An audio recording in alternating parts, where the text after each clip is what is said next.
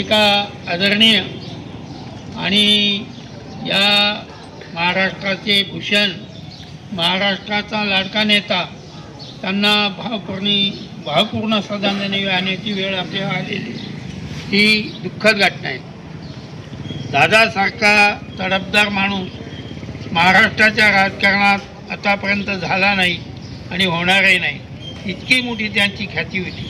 आत्ताच सगळ्यांनी सांगितलं आपल्या भाषणामध्ये की दादाच्या निर्णय घेण्याची जी पद्धत होती ती एक उत्कृष्ट अशी होती.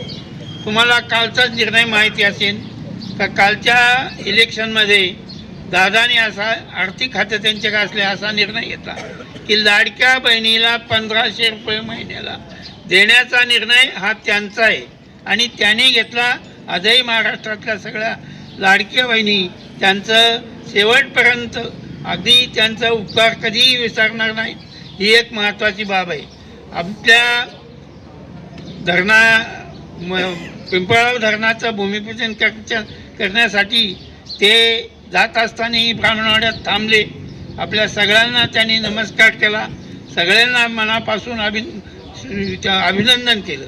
इतका अगदी जवळचा माणूस, इतका प्रेमळ माणूस या ठिकाणी येतो. आपले ज्या ज्या मागण्या असतील तालुक्याच्या आतापर्यंतच्या प्रत्येक मोठ्या मागण्या त्यांनी सगळं त्यांचं धरण, पाणी आणि धरण आणि शेती हा त्यांच्या जीवनाचा हे होता. ते आपल्या जिल्ह्याचे भाचे आहेत तसे पाहिले. त्यांचं आजूळ आहे आपल्या जिल्ह्यामध्ये, कावळी तालुक्यात. इतक्या मोठ्या कालच कारखाना सुरू करायचा आणि फार मोठी अडचण तयार झाली. सगळ्या बँकांचं ठेवी लॉक झाल्या होत्या आपल्या.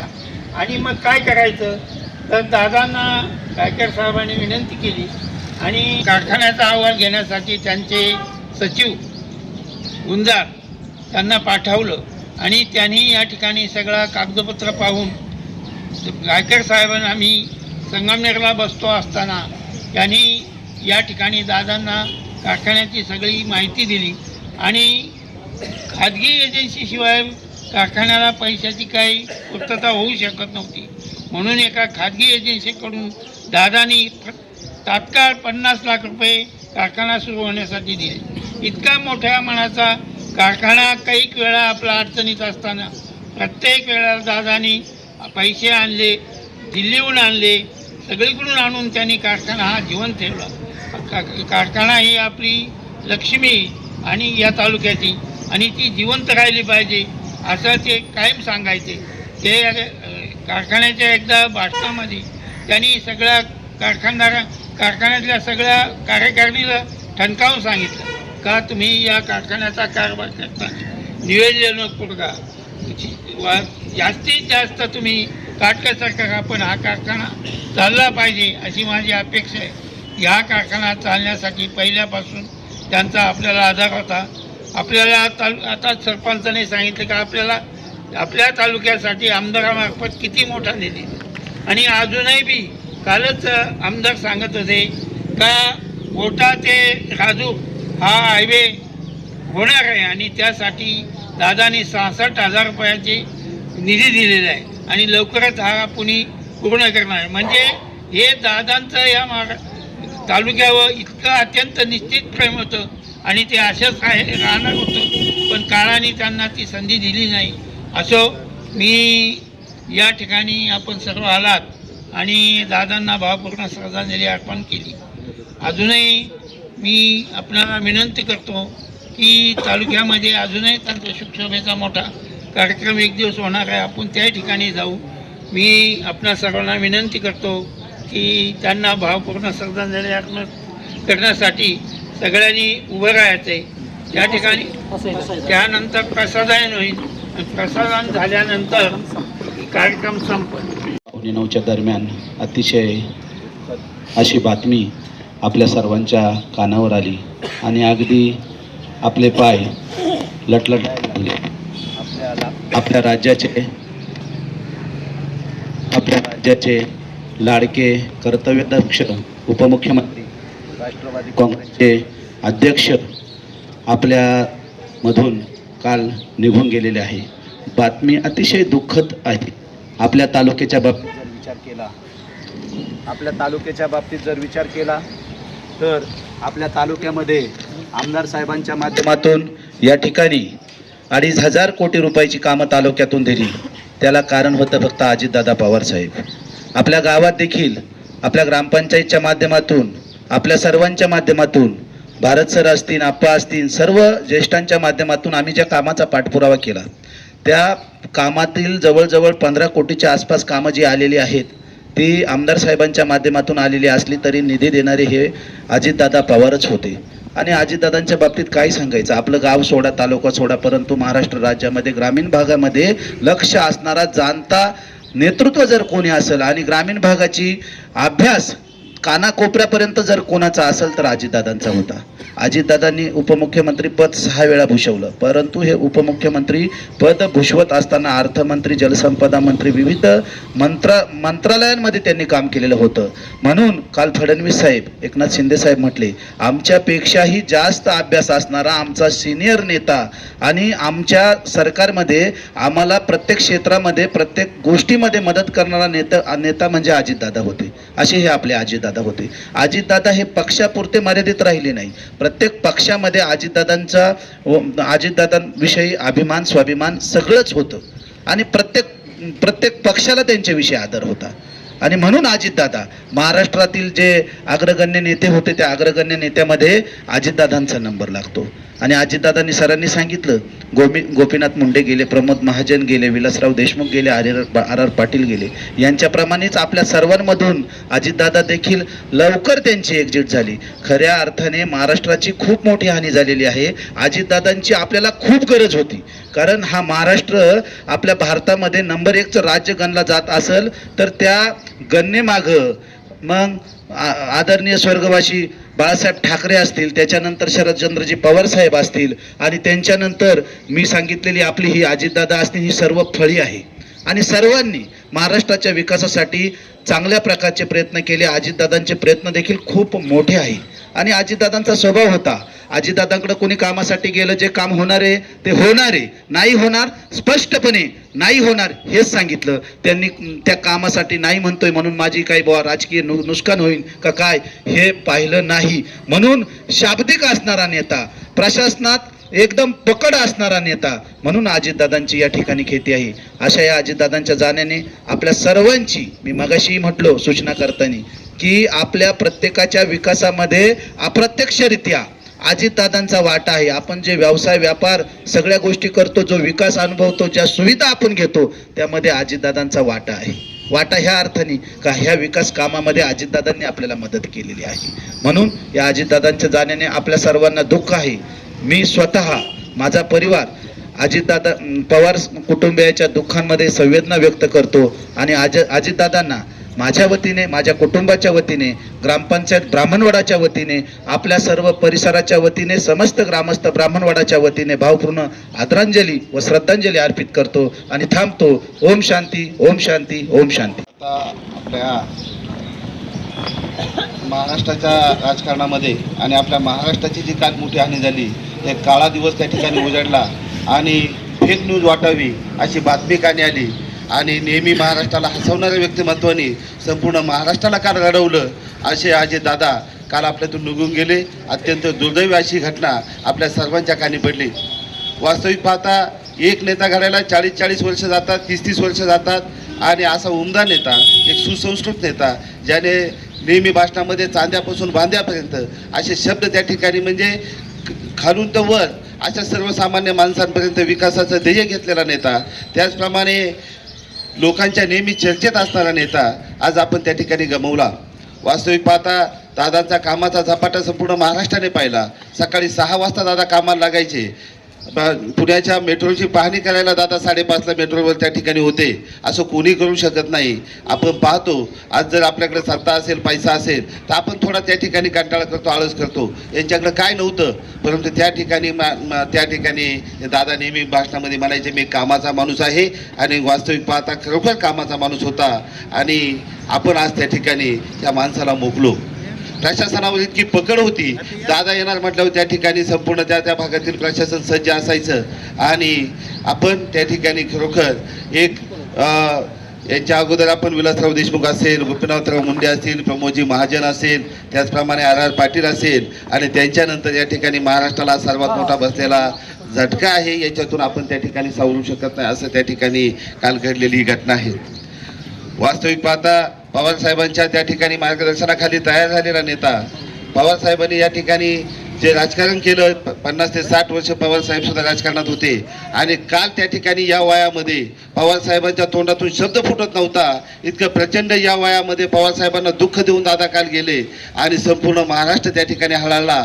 त्या बारामतीमध्ये एवढी आलोट गर्दी त्या ठिकाणी होती. आपण पाहतो की या नेत्याला त्या ठिकाणी अखेरची श्रद्धांजली वाहण्यासाठी जे त्या ठिकाणी लोकांची लगबग त्या ठिकाणी होती, आपण सर्वांनी डोळ्याने पाहिली. खरोखर दुःख खूप मोठं आहे. महाराष्ट्राच्या राजकारणामध्ये, महाराष्ट्राच्या विकासामध्ये असा माणूस परत होणे नाही. आपल्या महाराष्ट्राचे मुख्यमंत्री फडणवीस साहेब त्या ठिकाणी आपण पाहिलं टीव्हीवर, तर त्यांना सुद्धा शब्द फुटत नव्हता. त्यांनी फक्त सांगितलं माझा दिलदार मित्र हरपला. राजकारणापलीकडे सुद्धा त्या ठिकाणी संबंध असतात, आणि हे संबंध दादांनी सर्व पक्षीयांसोबत चांगले जपले. आणि काल खरोखर अतिशय वाईट घटना घडली. आज आपण या ठिकाणी कालच त्या ठिकाणी सुभाष असेल, आम्ही असेल, त्या ठिकाणी सुभाषला फोन केला. 1 मिनिटामध्ये आपण गाव बंद करण्याचा निर्णय घेतला. वास्तविक पाहता यातूनच आपल्याला समजतं हा नेता कसा होता. आणि खरोखर आपण सर्वांनी या ठिकाणी आम्ही मगापासून विनंती करतो की आपण 5 मिनिटं बसा. आपली कामं नेहमीचीच आहे. आपल्या राज्यासाठी, आपल्या सर्वांसाठी ज्या माणसाने संपूर्ण आयुष्यपणाला लावलं, त्या माणसासाठी आपण 2 मिनिटं फक्त द्या, अशी आम्ही सगळेजण मगापासून आपल्याला विनंती करतो. आणि खरोखर आपण या ठिकाणी येऊन बसावं, अजून सुद्धा मी आपल्याला विनंती करत आहे. या दादांच्या जाण्याने दुःख खूप मोठं आहे, परंतु या दादांना मी माझ्या कुटुंबाच्या वतीने आणि मी स्वतः या ठिकाणी भावपूर्ण आदरांजली अर्पण करतो आणि थांबतो. ओम शांती, ओम शांती. उपमुख्यमंत्री तथा अर्थमंत्री आणि महाराष्ट्राचा खऱ्या अर्थाने कोहिनूर हिरा काल बारामती येथे सभेसाठी जात असताना विमान अपघातात दादांचं दुर्दैवी निधन झालं. दादांचा कामाचा झपाटा एवढा असायचा की दादांना अक्षरशः 24 ताससुद्धा कामासाठी पुरत नसायचे. दादा नेहमी त्यांच्याबरोबर फायली, त्यांचे PA सतत कामात. दादा गोरगरिबांसाठी ग्रामीण भागात दादांचं काम खूप मोठं होतं. अगदी तळागाळातील लोकांसाठी दादांचं नेहमी ग्रामीण भागात काम असायचे. दादा नावाने प्रत्येक गावातील कार्यकर्त्यांनासुद्धा ओळखायची. इतकं त्यांचं प्रेम ग्रामीण भागावर होतं. आपल्या तालुक्यामध्ये सुद्धा दादांची आमदार साहेबांच्या माध्यमातून भरपूर कामं चालू आहेत. आपल्या कारखान्याला नेहमी दादांनी मदत केलेली आहे. दादांच्या जाण्यानं निश्चितपणे महाराष्ट्राची खूप मोठी हानी झालेली आहे. दादांवर प्रेम करणारे महाराष्ट्रातील खूप कार्यकर्ते तसेच त्यांचं पवार कुटुंबीय या निश्चितपणे या एक धक्क्यामध्ये सर्व कुटुंबीय आहेत. आणि या धक्क्यातून सावरण्याची शक्ती परमेश्वराने दादांच्या सर्व कार्यकर्त्यांना तसेच पवार कुटुंबियांना द्यावी. त्याचप्रमाणे दादांबरोबर विमान अपघातात जे त्यांचे 4 सहकारी गमावलेले आहेत त्यांच्याही आत्म्यास स्थिर शांती लाभावी अशी मी प्रार्थना करतो व थांबतो. ओम शांती. आपल्या राज्याचे लाडके उपमुख्यमंत्री कैलासवासी आदरणीय अजितदादा पवार यांच्या शोक सभेच्या निमित्तानं त्यांना आदरांजली व्यक्त करण्याच्या निमित्तानं आपण या ठिकाणी सर्वजण उपस्थित आहोत. खरं तर काल सकाळी जेव्हा ही बातमी समजली की अजितदादांच्या विमानाचा अपघात झाला आहे आणि त्यामध्ये अजितदादांचं निधन झालं आहे, खरं तर पायाखालची जमीन सरकली, डोळ्यासमोर अंधार झाला. कारण ग्रामीण भागाचं एक नेतृत्व, आपल्या पश्चिम महाराष्ट्राचा एक चेहरा आपल्यातून निघून गेला होता. खरं तर अजितदादांचं वय 66 वर्ष 6 महिने आणि 6 दिवस. अजितदादांनी 6 वेळा उपमुख्यमंत्री पद भूषवलं. आणि काल खरं तर बुधवार होता आणि आदल्या दिवशी मंगळवार. सकाळपासून 7 तास अजितदादा हे मंत्रालयात काम करत होते. 30 फायली दादांनी पूर्णत्वाला नेल्या. त्यामध्ये आश्रमशाळेच्या शिक्षकांचा पगार जो होता तो राहिलेला पगार होता, ते प्रश्नसुद्धा दादांनी समजून घेतले आणि ते मार्गी लावले. खरं तर असा काम करणारा नेता महाराष्ट्राला पुन्हा मिळणार नाही.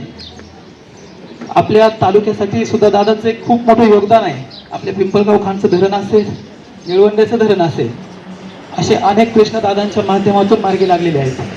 आपल्या तालुक्याचे आमदार डॉक्टर किरणजी लामटे साहेबांवरती दादांचं अतिशय वेगळं प्रेम होतं.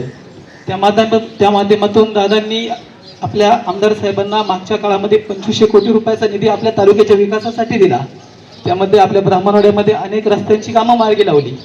त्यामध्ये आता देखील दादांच्या माध्यमातून आलेली कामं, वनकुटा रोड असेल, इकडे हातला रस्ता असेल, अशी अनेक कामं दादांच्या माध्यमातून आमदार उपमुख्यमंत्री, लाडके उपमुख्यमंत्री श्री अजितदादा पवार यांची काल जी आकस्मिक बातमी आपल्याला सगळ्यांना धक्कादायक अशी बातमी आपल्याला कळली आणि खरोखरच म्हणून अगदी शून्य झालं का महाराष्ट्राचा असा लाडका नेता ज्याला प्रत्येक महाराष्ट्राचा कानाकोपरा ओळखतो आणि ते सुद्धा त्या कानाकोपऱ्यामध्ये प्रत्येक कानाकोपऱ्यापर्यंत पोचलेले असे दादा आणि त्यांचं आकस्मिक असं निधन व्हावं ही खरोखर विश्वास न बसणारी गोष्ट आहे. आणि खास करून त्यांचं पश्चिम महाराष्ट्रावर जी पकड होती आणि आपल्या भागात ज्यांचं जे खरोखर वर्चस्व होतं की दादा कुठलंही काम घेऊन जा, दादा कधी होणार असेल तर नाही म्हणणार नाही. 2-3 वेळा माझाही प्रसंग त्यांच्याबरोबर जाण्याचा आला. त्यांच्या देवगिरी बंगल्यावर सकाळी 6 वाजता माणूस काम स्टार्ट करायचा, तर संध्याकाळी त्याचं कुठलाही टायमिंग वेळ नसायचा. असे दादा खरोखर म्हणजे ही धक्कादायक घटना, परत असं नेतृत्व महाराष्ट्राला मिळणे नाही, असे माणूस होणे नाही. अशा दादांना मी माझ्या यशोमंदिर परिवारातर्फे तसेच आपल्या सर्वांच्या तर्फे भावपूर्ण आदरांजली अर्पण करतो आणि थांबतो. ओम शांती, ओम शांती, ओम शांती. खरं तर दादा काल आपल्यातून गेले.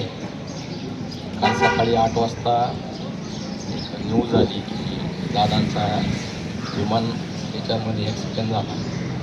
पण नंतरून परत न्यूज आली की दादा आपल्यातून गेले. खरं तर जेव्हा मला राजकारण पण कळत नव्हतं तेव्हापासून दादांचा म्हणजे मी फॅन आहे. एक सच्चा माणूस, एक कामाचा माणूस, एक दिलदार माणूस आपल्यातून निघून गेला. खरं तर जेव्हा राजकारण पण कळत नव्हतं तेव्हा गायकर साहेबांच्या माध्यमातून आम्ही कायम दादांक जायचं.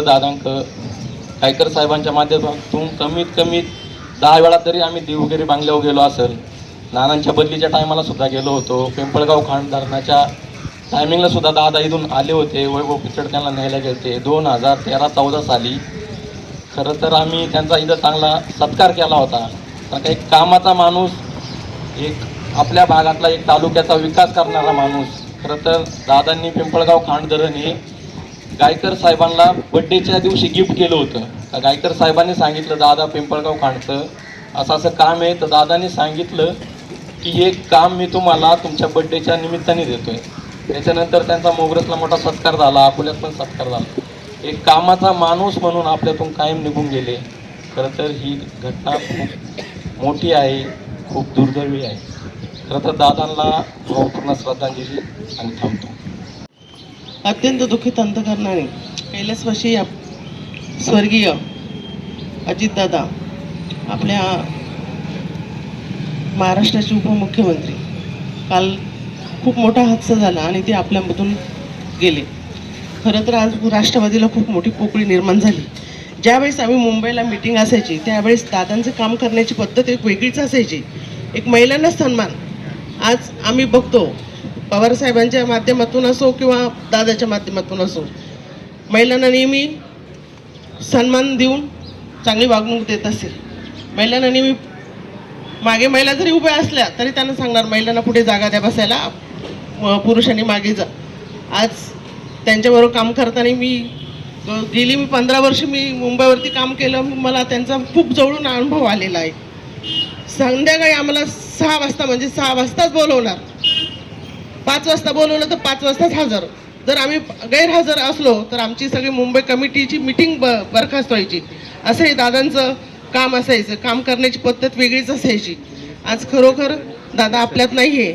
आज मुख्यमंत्री असतील, मुख्यमंत्री पण काल खूप भाऊक होऊन म्हणाले, आज माझा नेता, आज माझा जवळचा खांदा मित्र गेला.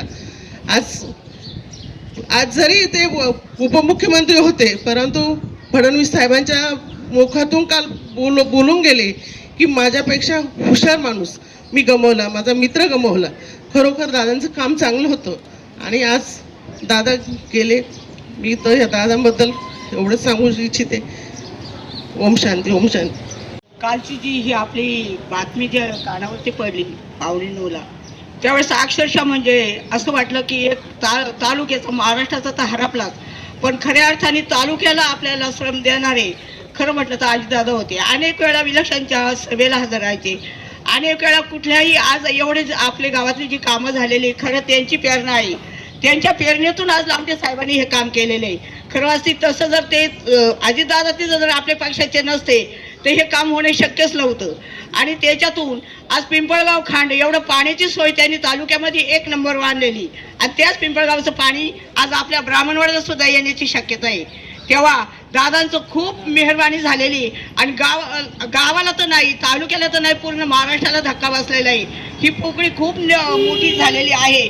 ही पोकळी भरून निघण्यासाठी आपण सगळ्यांनी एकत्र येऊन सहकार्याने विकासाची कामं करावं एवढीच मी विनंती करते आणि थांबते. आणि दादांना सर्व महिला बचत गट, सर्व महिला मंडळ, सर्व ग्रामस्थ, विविध संस्थेच्या पदाधिकारी सर्वांच्या वतीने पूर्ण श्रद्धांजली अर्पण करते.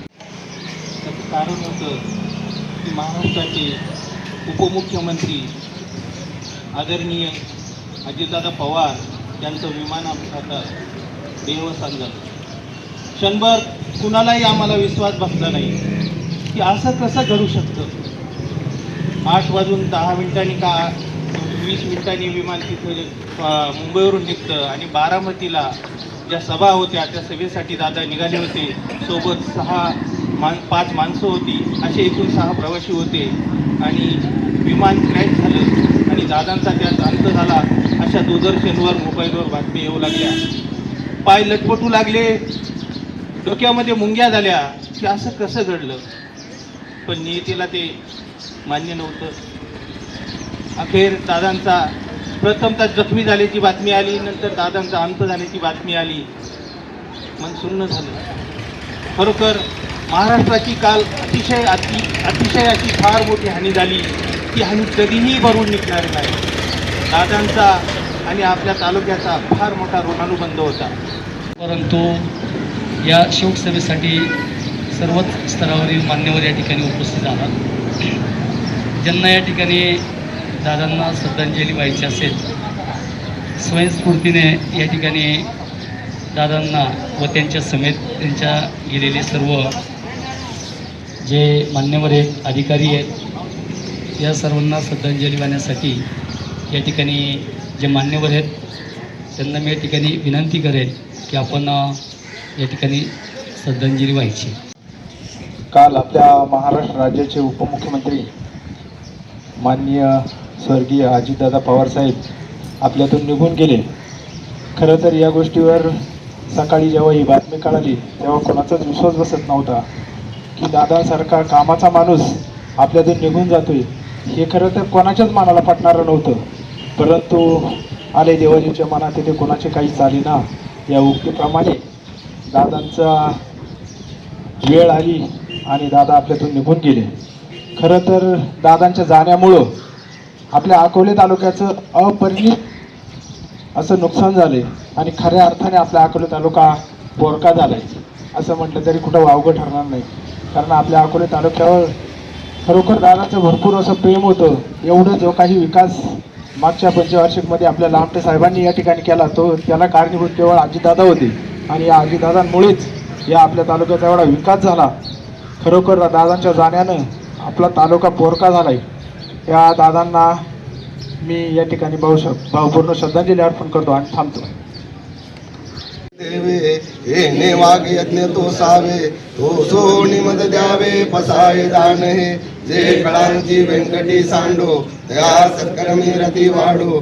भूता परस्परे पडो मैत्र जीवांचे, दुरितांचे तिमिर जाओ. विश्व स्वधर्म सूर्य पावो, जो जे वांछिल तो ते लाहो. प्राणितात वर्षच्या सकळ मंगळी, ईश्वर इष्टांची मानदयाळी. हनुमंतर भूमंडळी भेटतू दया भूता. चला कल्पतरूचे आडव, चेतना चिंतामणीचे गाव. बोलते जे आडव पियुसांचे, चंद्रमेचे आलंछण. मातंग जे तापहीन, ते सदाई सदा सज्जन. सोयरे होतो किंबहुना सर्व सुखी, पूर्ण होऊना तेही लोकी. भजो आदिपुरखे अखंडित, आणि ग्रंथ उपजे विशेष लोकीये दृष्टादृष्ट विजयी होवादी एक म्हणे श्री विश्वेश्वराहो हा होईल दान पसाहो येणेवरे ज्ञान देव सुखिया झाला येणेवरे ज्ञान देव सुखिया झाला